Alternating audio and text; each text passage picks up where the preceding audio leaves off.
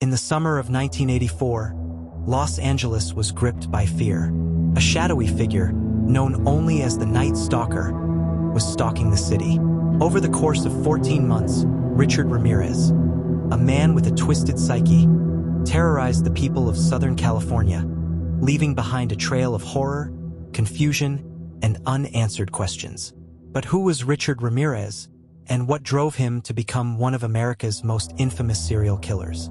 It was a time when the city was already struggling with gang violence, rising crime rates, and a sense of unrest. But no one was prepared for the terror that Richard Ramirez would unleash. A man who walked in darkness, preying on innocent families, and leaving a signature of violence that would haunt the city for decades. Born in 1960, in El Paso, Texas, Richard Ramirez grew up in a household plagued by dysfunction, violence, and trauma. His father, a stern and abusive man, was a harsh disciplinarian. Richard witnessed his father's violent tendencies firsthand, which would leave a lasting impact on him. But it wasn't just the violence in his home. Richard would be introduced to a world of evil that would shape his criminal path. In his teenage years, Richard became obsessed with dark and disturbing images, particularly those of violent acts and satanic rituals. He began to idolize figures like the notorious serial killer Ted Bundy, but it was the man who would later become his mentor that would set the course for his horrific future. In the late 1970s, Richard met his cousin, Mike, a Vietnam War veteran. Mike introduced Richard to a world of violence and horror, showing him gruesome photos from the war and recounting stories of the atrocities he had witnessed. It was during these encounters that Richard became fascinated with murder.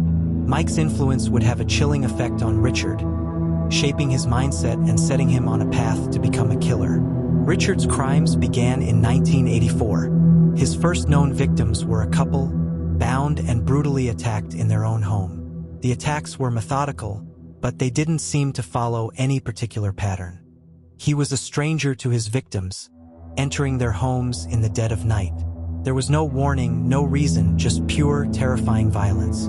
Over the next year, Richard's attacks escalated. He would break into homes at night, attacking couples, elderly people, and even children. He didn't discriminate.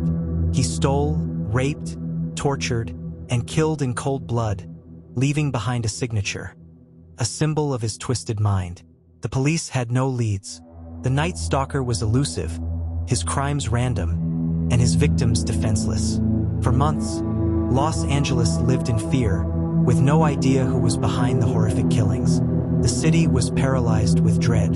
But what the police didn't know was that Richard Ramirez was growing bolder by the day. A composite sketch of the killer was released to the public, but still, the Night Stalker remained a shadow. He would continue his rampage, leaving more dead and wounded in his wake. However, with each passing attack, Richard's obsession with his dark idol Satan grew stronger. The killer began to leave bizarre markings, pentagrams drawn in blood, and messages that seemed to reflect his delusional beliefs. But Richard's luck was running out. In 1985, after months of terror, his identity was finally revealed. On August 30th, Richard Ramirez made a fatal mistake.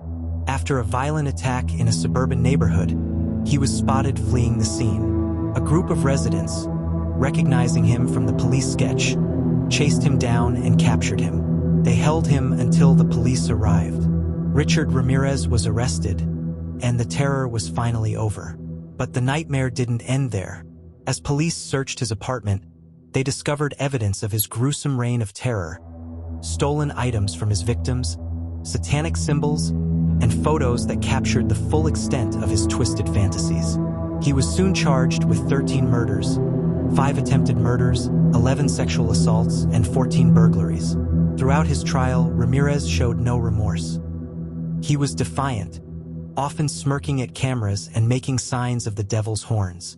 His behavior was unsettling, and his obsession with Satan worship became a focal point in his case. For many, Richard Ramirez was not just a killer, he was a symbol of pure evil. In 1989, after a lengthy trial, Richard Ramirez was convicted of 13 murders and sentenced to death. His case would go on to be one of the most high-profile in American history. But even behind bars, Ramirez continued to stir fear, and his infamous nickname, the Night Stalker, would forever be associated with his reign of terror. Richard Ramirez spent over 2 decades on death row before his death in 2013 from complications related to cancer. His death did little to ease the pain of his victims' families, and for many, the name Night Stalker will forever be linked to the darkness that haunted Los Angeles. The story of Richard Ramirez is one of terror, madness, and unspeakable violence.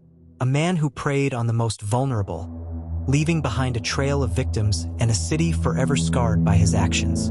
The Night Stalker's reign of terror may have ended, but his legacy continues to haunt Los Angeles. What do you think drove Richard Ramirez to commit these horrific crimes? Let us know your thoughts in the comments below. Thank you for joining us as we explore the terrifying tale of Richard Ramirez, the Night Stalker. Don't forget to like, share, and subscribe for more chilling true crime stories. Until next time, stay safe, and remember, evil often lurks in the most unexpected places.